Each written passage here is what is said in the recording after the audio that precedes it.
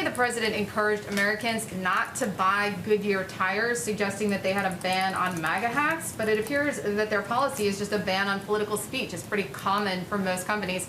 So why is the president retaliating against a private company for their dress code and potentially jeopardizing American jobs? So Goodyear needs to come out and clarify their policy. There was an image they failed to clear. Yes, I did see their statements, which still failed to clarify their policy. What happened is there was an image that was put out that showed that certain speech was acceptable, Black Lives Matter insignia, for instance, but what was not allowed was Blue Lives Matter. What was not allowed was MAGA hats.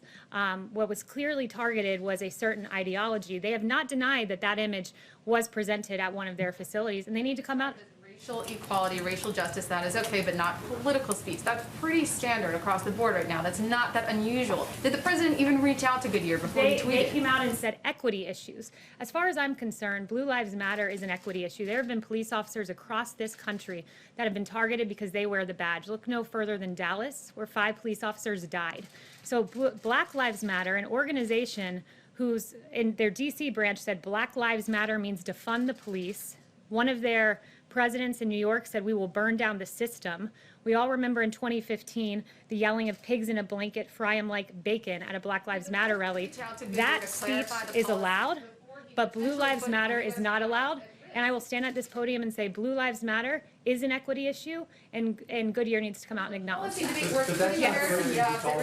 Yes.